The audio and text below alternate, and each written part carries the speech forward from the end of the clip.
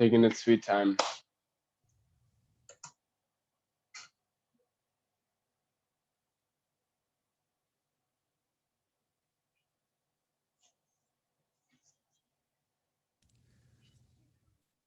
Great. So you can come in the room now. Why don't you go get your pajamas, sweetie? Okay. Okay, so I think we just got to the end of the first, because we did Yeah. B'chol Yom Tormin Mizbeach, but I don't think we got to Berishon Kol Mishur Tzeli Tormit Mizbeach Torem. Okay. All right. So welcome. We're live on YouTube, and we're doing Mishnayot Yoma, which talks about the service of Yom Kippur, and we just finished Masechet Rosh Hashanah. I just started. Today was the second day. I started learning Gemara Rosh Hashanah with a chavrus in the morning, which is great. If anyone would like to join that chavrusa, maybe we could make it into a chabura. That's around 8:45 in the morning, 8:30 in the morning. Nice. Going through the Gemara with a Gemara real Rosh Talmud Hashanah, you Chacham. said? Gemara Rosh Hashanah, and the one who's learning with me is a mamish, a Talmud Chacham, and a big honor to learn with him. Okay, so you said we finished Mishnah Shmona. Is that true? Yeah. Okay, so we're up to chapter 2. I mislabeled this on YouTube. We're actually chapter 2. That's okay. Chapter 2, Mishnah 1. Let's go. I'll start the first one, and we'll do a switcheroo each time. Sounds good. Sounds good. Is there a bad background noise here? Is it okay here? I don't hear any background noise. Are you getting from me? Nope. So what you think Tov. there's background? Or we're good? No. My washing machine and dryer is on. Oh, I don't hear it at all. I don't hear it at all. Good. Okay. Barishona, pulling up the commentary. Barishona, komi shirot litrom et mizbeach torim. In the beginning, this is fascinating. Okay, so in the beginning, originally, whoever, so like you had the Kohen Gadol, but then you had many Kohanim, and they had a whole system of, the Kohanim would come to the Beit HaMikdash to do their avodah, to do their service. But which Kohen gets to do the service that day? So originally, whoever wanted to, it says litrom is litrom et hamizbeach. I imagine litrom et hamizbeach means to offer to dedicate for the mizbeach. I assume to dedicate his service. It translates it as remove from the altar. I'm not sure how terom literally means that. I don't think it does. But I don't know. Okay, so it means to remove the ashes, but that's the service of the mizbeach, is removing the ashes in the morning, so you could do the tamid of the morning. So originally, whoever wanted to do that would do it. Ubizman shehin merubin, when there were many kohanim who wanted to do it, ratzin ve'olim bakeves, they would run up the ramp. So keves is a ramp, apparently. Mm-hmm. And the first one to get there, I guess, would do it. The one who became the first within the 4 amot of the top of the mizbeach would have the privilege. If 2 of them got there at the same time, so there was a officer, there was someone who was in charge of this, and he would say hitzbiu, literally etzba is a finger, so raise a finger. Umahein motzin. How many did they put out? Achat oshtain. They put out 1 or 2 fingers. Ve'in motzin agudal b'migdash. And you would not put out a thumb in the migdash. I guess it was inappropriate. Hmm. Let's read a little intro on this.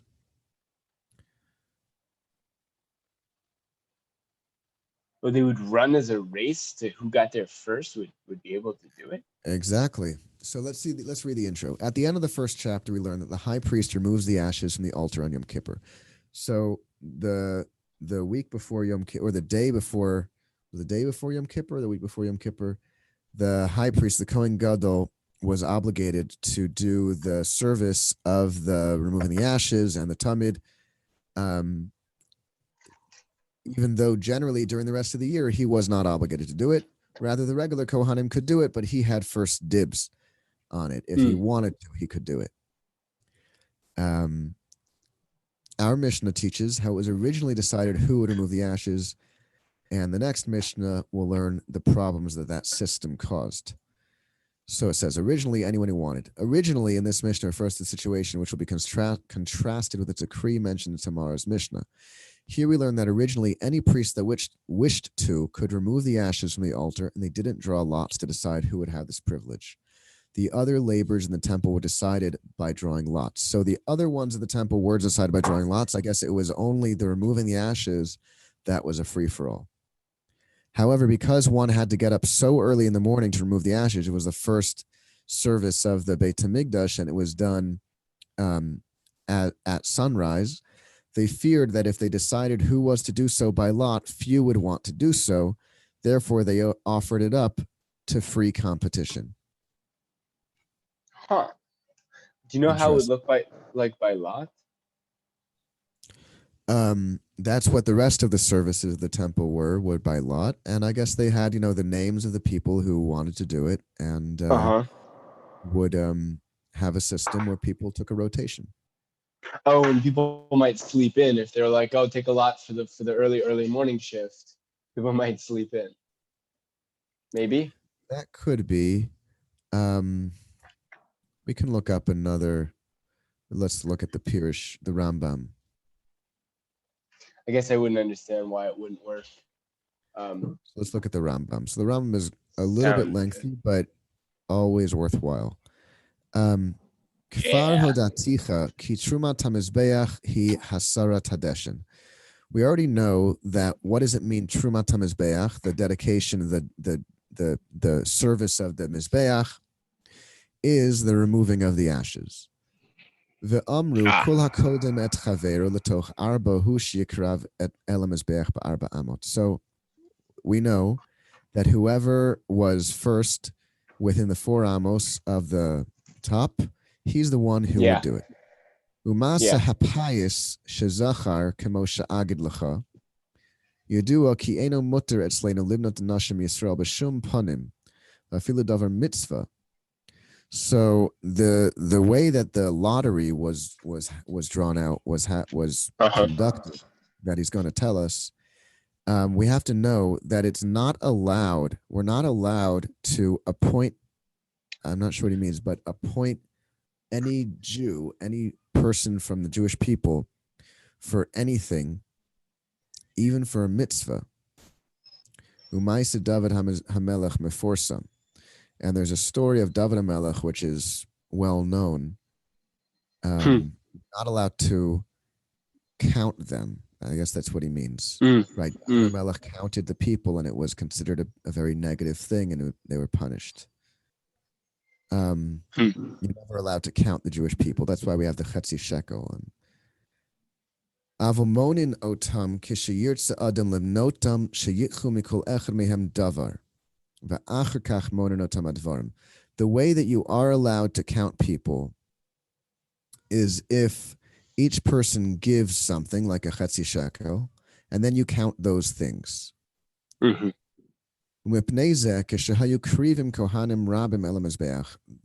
when there were many kohanim that were offering their service to the mizbeach, the officer would tell them, "Hitzpiu, put out a finger." Klomar, shiashlichu hetzpot.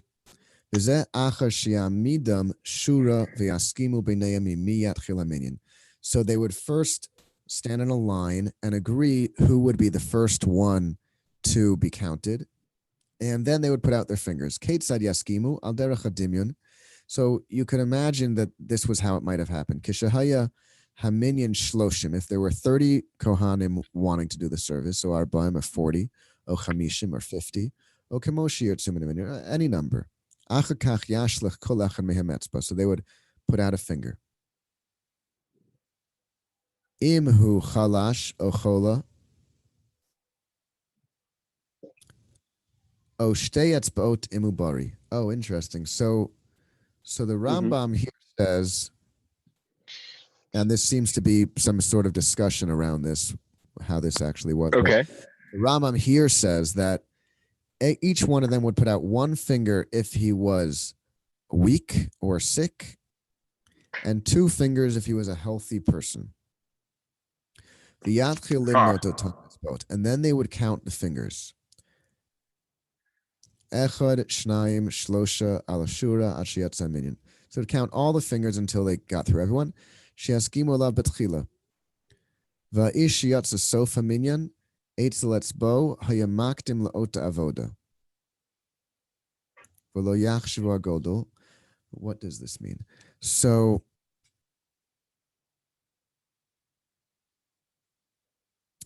they would pick a number. This is what it seems. They would pick a number. So let's say there's a certain amount of kohanim. They would pick a number. They would pick 29 or 30 or 40 or 52, and then whenever they reached that number, whoever that was, that's who it would be. Oh wow. Okay, so they'd count all the fingers and they count through everybody. So if everybody put out a 2, it would just get back to the first person. Or a 1. I don't think the number that they would pick had to be the number of people. It could be any number.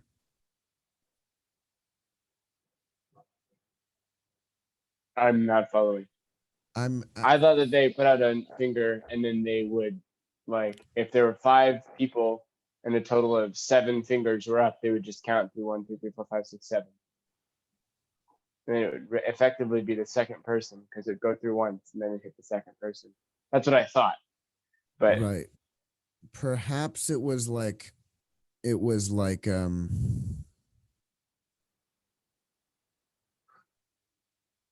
don't know. I don't know.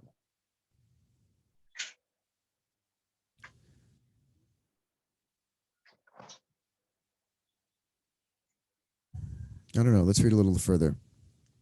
Nice. V'lo yachshavu agodol, they wouldn't use the thumb. Lemisha hishlich godlo, lefishahu nach lefashto lekafso, because it's easy to, I guess, like mistake or cheat with the thumb. It's easier to stick it out and put it back. V'shema yifshoto to o yikbotzo to kishyakarav haminyan, he could, put it out or put it back in, depending if you wanted to affect who it falls on. Let's say Kedei Sheyavo Hapayas Etzlo, in order that it should fall on him. Valzeh Derech Hayu Hapaisot Ha'arba Shahayu Mikdash. That's how the 4 lotteries were held in the temple service. Vidaze v'havenoto. Know and understand this. Ki elu hapaisot lo pirshum shum gaon. No gaon. No, Gaon is before the Rishonim, before the Rambam's time, they were the Gaonim. None of them explained how this happened.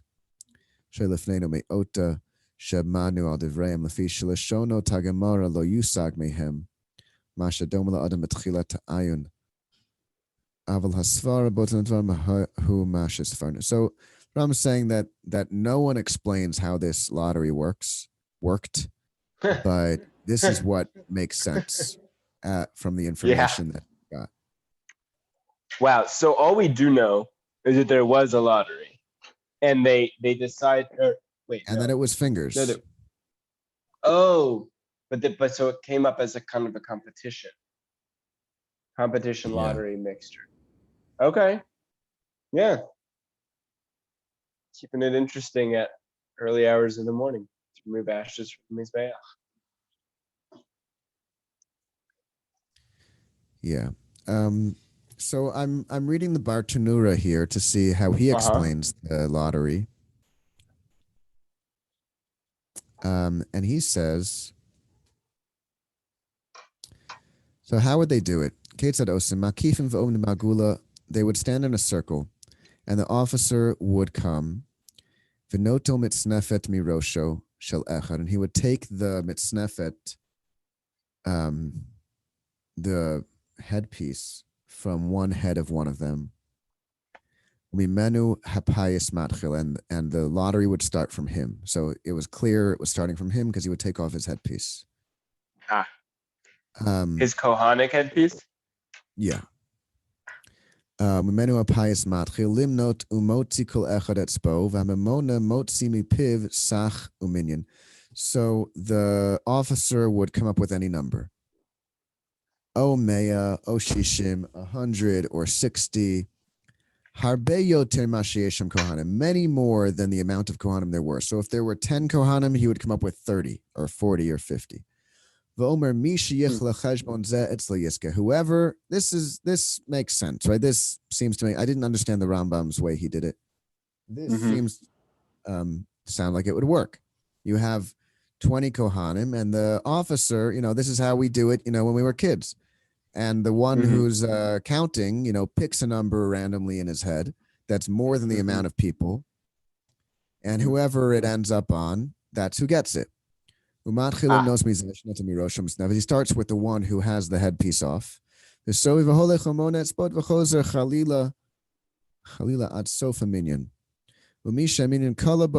Whoever it ends with, that's the one who gets it. That's how all the lotteries of the Mikdash of the Mikdash were held. Okay, so that makes sense. That makes sense. We'll go with the Bartanura for now, and maybe we'll understand the Ram a little later. Okay. Mishnah Beis. Mishnah Beis Maaseh Shahayu Shnehem Shavin Veratzin Ve'olin Bakeves V'dachaf Echad mihen et chavero. Where is it getting section 1 in the translation? Maaseh Shahayu, it once happened. Are you seeing what I'm seeing? It says section 1. Yeah, I don't know. Ignore that. That's not. All right. Maaseh Shahayu Shnehem Shavin. It happened that two were even. The Ratzin ve'olin bekeves, as they were running up the ramp, as they ran up the ramp. V'dachaf echad mihen et chavero, and one of them pushed his fellow, who broke his leg. V'nafal v'nishbara raglo, and he fell and he broke his leg. V'kevan shera'u beitin shebain lidei sakana. And since the Beit Din saw that they incurred danger, Hidkinu sheloyahu tormin et hamizbeach ela bafis. They decreed that they would remove the ashes from only by a count. Very smart. Arba'a pisot hayusha. Ze v'ze hapis harishon. There were 4 counts. This is the first count. Yeah. Wow. Okay, so it sounds like what you read from the Bartanura and the Rambam and everything in Mishnah Aleph was the first count. What do you mean? What I read from the Bartanura was explaining how all of the counts happened, and this was one of them. Okay, but it doesn't seem to when it says this was one of them. This only talks about how there was a running race and someone broke his leg, and then they decided to end the running race and only do the counts. Right. So the service of removing the ashes from the altar was from then on held by a count, by a lottery. And that was one of the 4 lotteries that happened every day in the Beit HaMikdash. Okay. All right. I understand. Yeah. Um, it seems like a very interesting commentary we have in the English commentary here. So Sure. it says that the the reason that the removing of the ashes was not held by a lottery like the other services originally was because it was it was early in the morning and it was more of a trivial, it was a lighter service. It wasn't one of the important services of the Beit HaMikdash. Mm. And that was why it was especially shocking that this story happened. But the commentary here brings an interesting parallel, which is far more extreme. In Yuma, in Gemara Yuma, our rabbis taught it once happened that two priests were even as they ran up the ramp, and when one of them came first within 4 cubits of the altar, so this is what we're talking about, the other took a knife and Oh, thrust it into his heart. Rabbi this Tzadok seems. stood on the steps of the hall and said, Brothers of the house of Israel, listen. Behold, it says, if a body is found slain in the land, then your elders and judges shall come forth. That's in Dvarim. On whose behalf shall I bring the calf whose neck is to be broken? On behalf of the city, or on behalf of the temple courts? All the people burst out weeping. The father of the young man came and found him still in convulsions. He said, May he be an atonement for you. My son is still having convulsions, and the knife has not become unclean. This comes to teach you that the cleanness of their vessels was a greater concern to them even than the shedding of blood. In this fascinating and horrific story, instead of causing his rival priest merely to fall down and break his leg, one priest takes out a knife and stabs the other. Rabbi Tzadok ironically asks, who brings the calf? The calf is the halacha of if you find a body, it's rhetorical here. It's not Mm-hmm. literal, but there's it's in the Torah that if you find a body, um, if you find a body out in the outside a city, so who's responsible? So you measure the closest city, and that city is responsible and has to bring a calf as a carbon.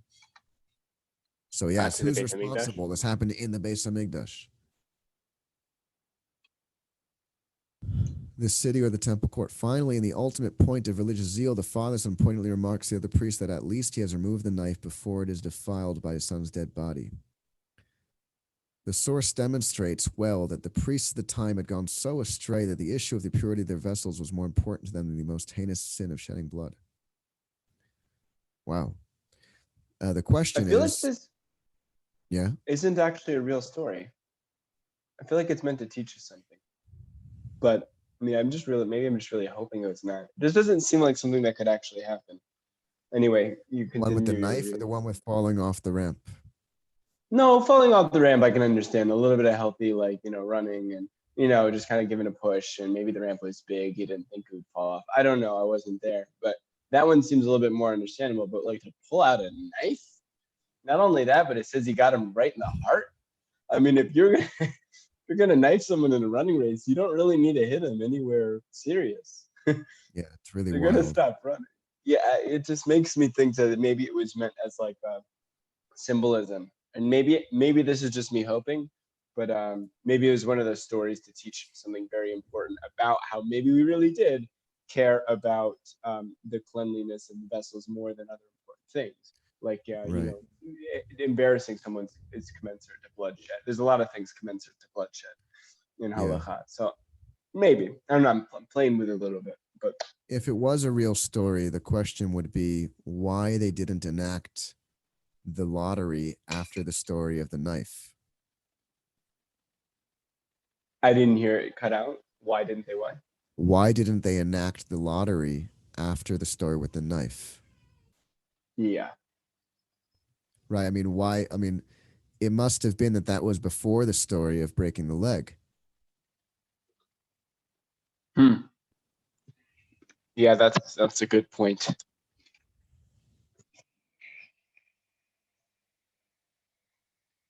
Um,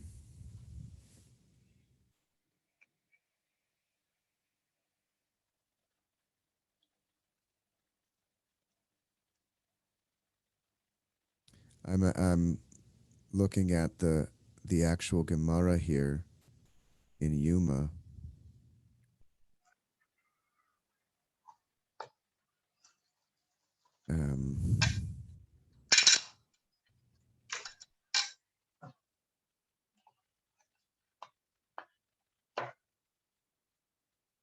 I mean, on the bright side, at least people were zealous and reverent.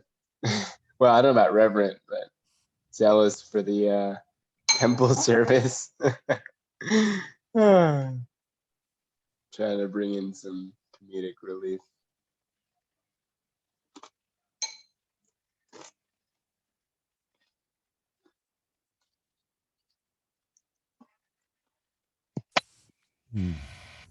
Okay, let's keep going. There's not. I don't see any.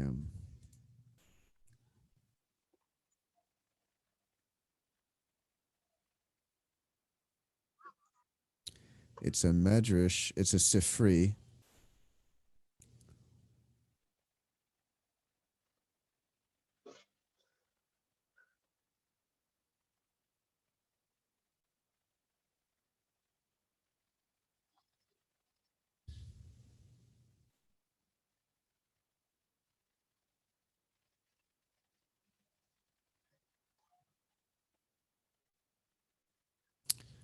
Okay. Wow. So that's a crazy story, and Yeah. I guess yeah, like it's just building within that story that's brought in our Mishnah, um, and we're seeing. I mean, it could be that it's like further, like the Kahuna, the priesthood, is especially if you started listening to that the Y.Y. Jacobson lecture. Um, like there's so much more that can go wrong there than in the Sanhedrin. Although the Sanhedrin can have its own issues, but there's so much more like room because the priesthood is not a meritocracy. It's passed down in families, and right, it's your right to serve. Um, so it has its own issues. It's fascinating, you know. Okay, Mishnah Gimel. Hapayas Hasheni. What was the second count, the second service of the temple that required a lottery? Mishochet, who did the slaughter, who did the shchita of the tamid? Mizorek, who sprinkled the blood? Umi midashen mizbeach hapnimi, who removed the ashes of the ketoret, I think, from the inner altar. Umi midashen et menorah, who cleans out the menorah. Umi mala evarim lakeves, who takes the limbs of the offering up on the ramp. Harosh v'haregel, the head and the foot. Ushtei hayadayim, the two forelegs. Ha'oketz v'haregel, the tail and the hind leg. Hachaza v'agera, the breast and the throat. Ushtei hadfanos, the two flanks. V'hakravayim, the innards. V'asolet, the fine flour. V'chavitin, the cakes. V'ayayin, and the wine. Shlosha Asar Kohanim Zachubo, 13 Kohanim got the merit for these. Amar ben Azai said, Lifnei Rabbi Akiva Mishon Rabbi Yeshua. Ben Azai said in the front of Rabbi Akiva in the name of Rabbi Yeshua, Derech Hilucho Haya Karev. The tamid was offered up in the way it walks. I imagine that means the head first, the body as it would have been in an animal. Ah.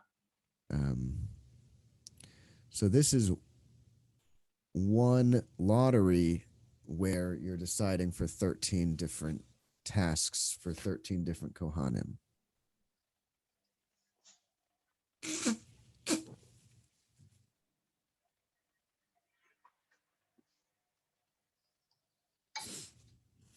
Mm-hmm. Okay. Next Mishnah, please. We're on 4. 4.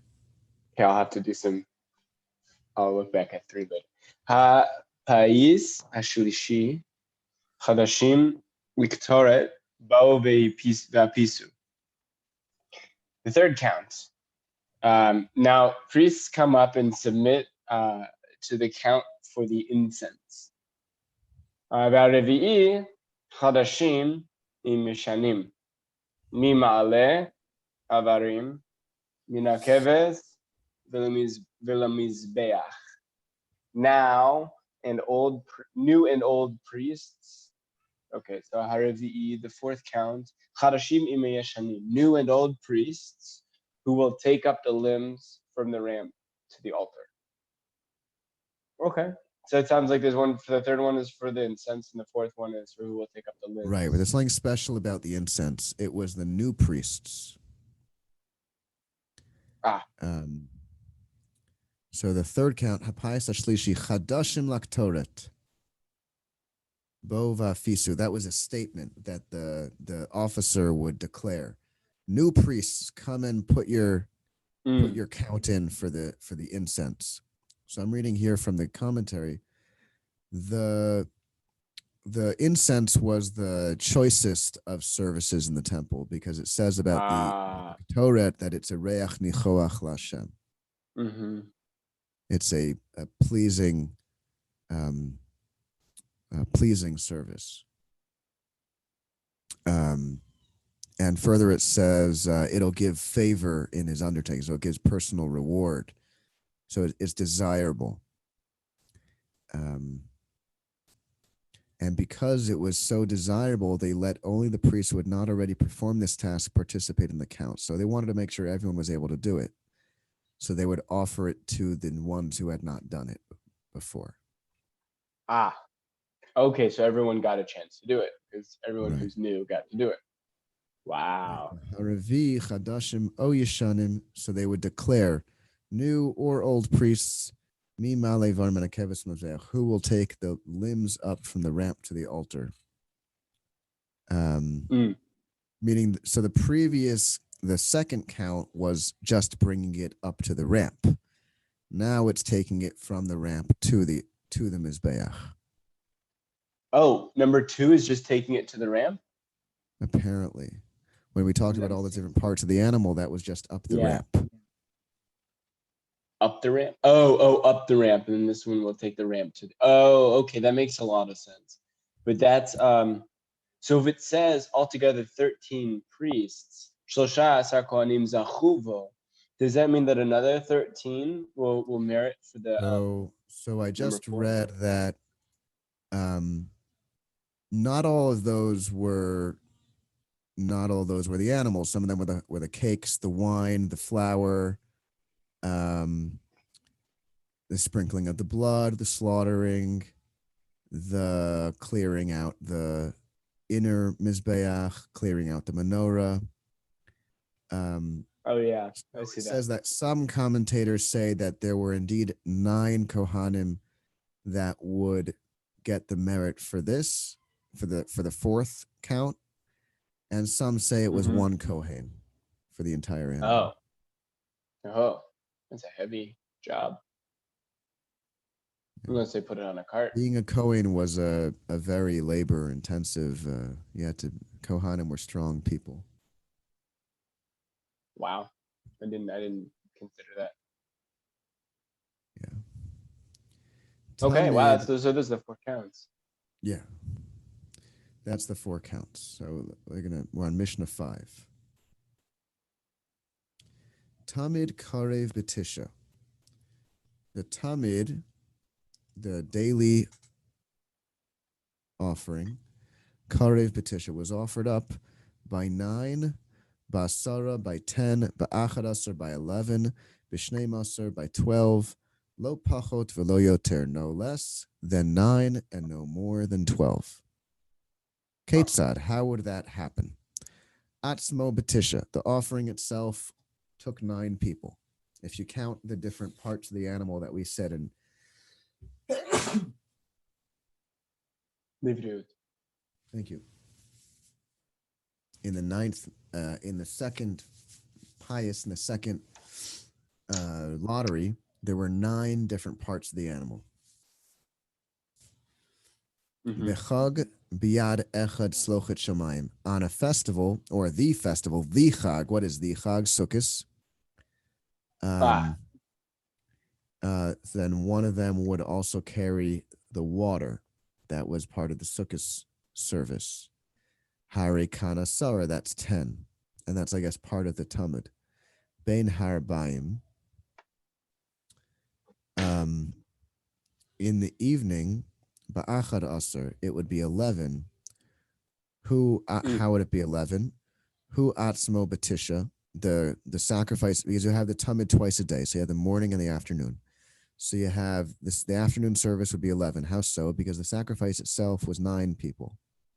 Ushnayim biyadam shnei gziri eitzim. And you would also bring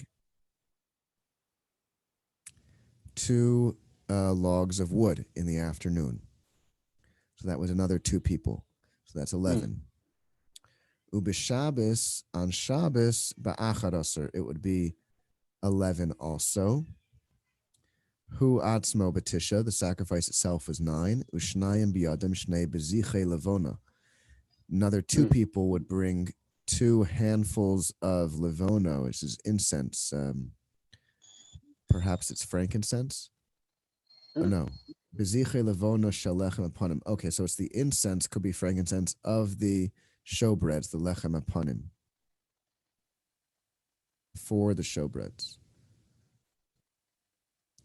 Ubishabes Shabbato Chachag, on Shabbos, that was part of Sukkos, that was in Sukkos. Biyad Echad Slochet Shemaim. So you'd have all those 11 plus the water, that's 12.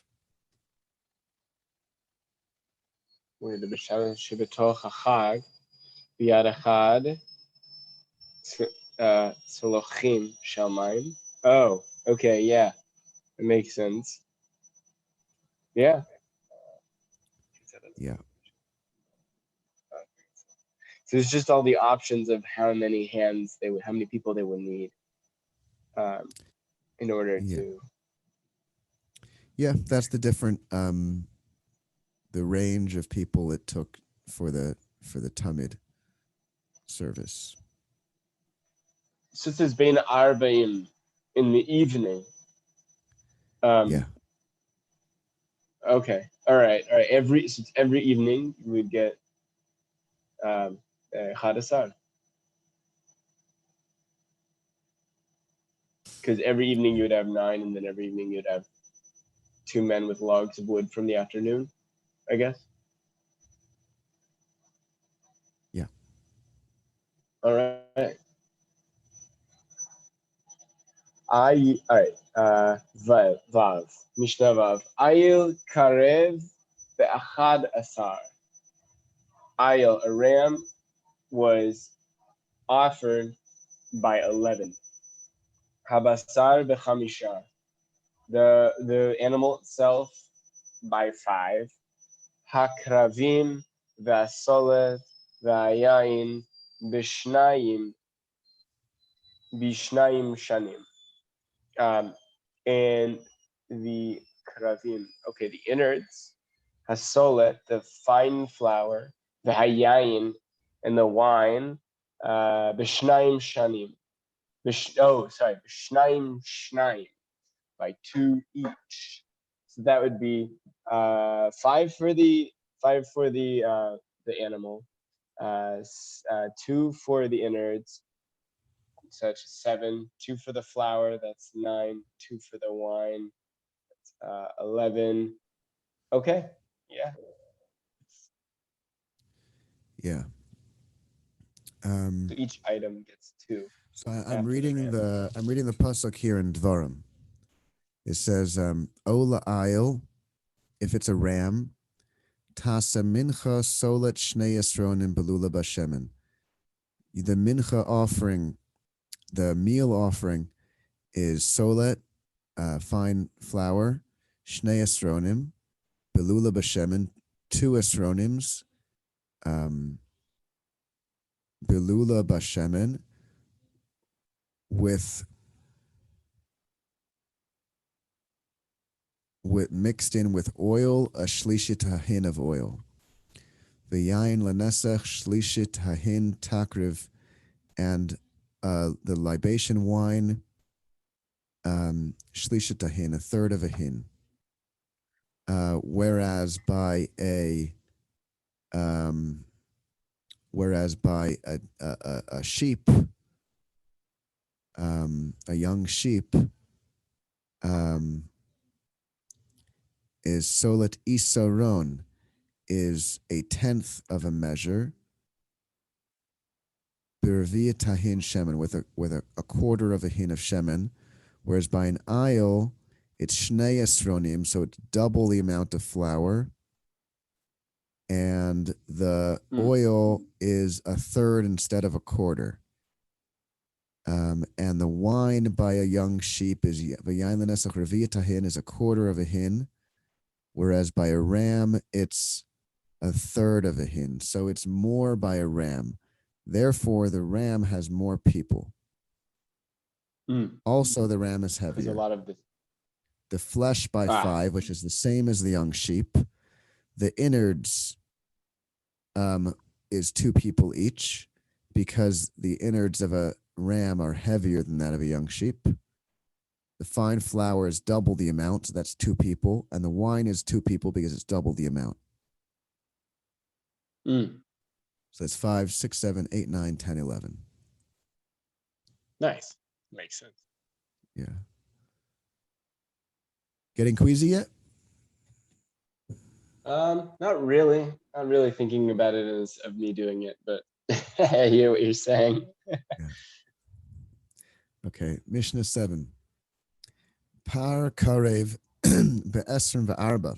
A cow or a bull, I guess that's much bigger, is 24. 24 people were bringing the bull as a carbon. Harosh ve'haregel. Harosh be'echad ve'haregel b'shnayim. It took 2 people to carry the regel, the leg, the hind leg. Wow. Ha'oketz ve'haregel, the tail and the other hind leg. Ha'oketz b'shnayim, the tail took 2 people, and the other hind leg took 2 people. Hachaza v'hagera, the breast and the neck. The hachaza be'echad, the breast took 1 person. V'hagera b'shlosha, the neck took 3 people. Shtei yadayim b'shnayim, the 2 front legs took 2 people.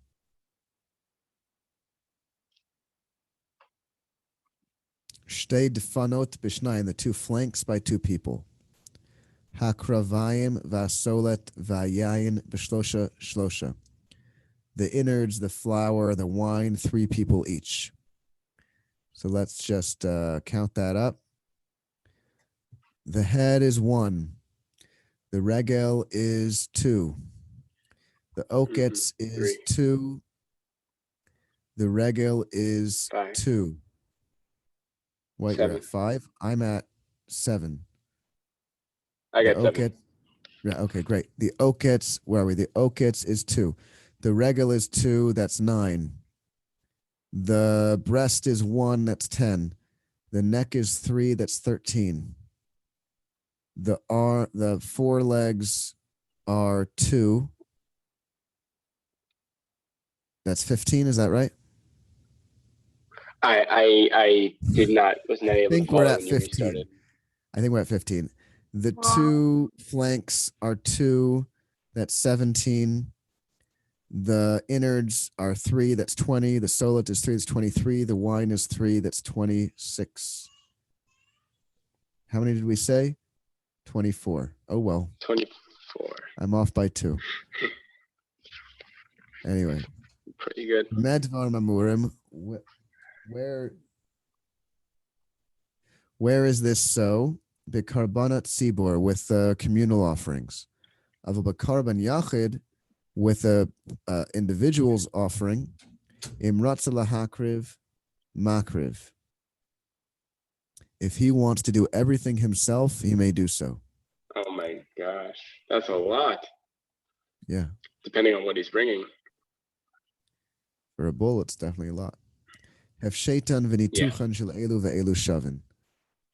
But as for the flaying and dismembering of communal and individual sacrifices, it's the same. What does that mean? Other Meaning, people have whatever to the ritual was for this communal sacrifice is the same for an individual sacrifice as for the dismembering of the animal. Like in the beginning, like the first and second counts, basically. Like however they did it, however they did the dismembering, which it doesn't go into here, for the communal sacrifice, they did the same thing for the individual sacrifice.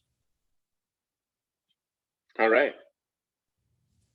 Yeah, what this made me think of is just how big of a deal it is for people to do this and give this up, because back in the day, you give up a bull, that's a big deal. It's a lot of money, and to give it up for the temple is obviously making an important statement. But it's like it shows the importance. It shows that people had to really, it's an actual sacrifice. The giving up something you would otherwise put to great use. That flour and wine and bull could make a great feast.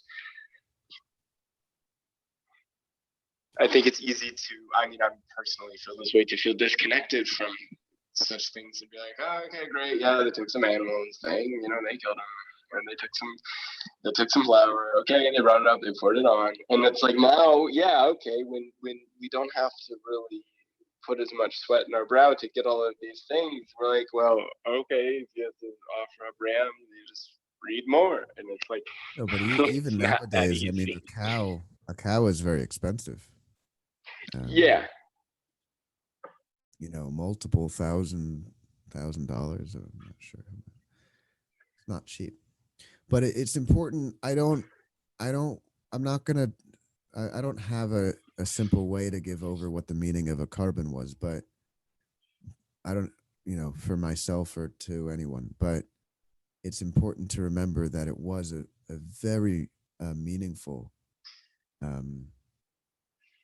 service, and was the main atonement and shuva that we went through, and it was very important, and perhaps it will be again in the future. Perhaps.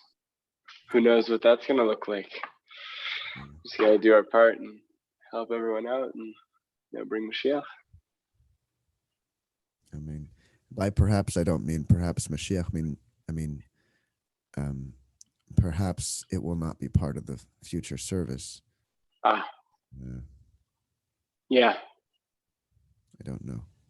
Who knows? Yeah. Going off YouTube. Not something for us to know. Watches.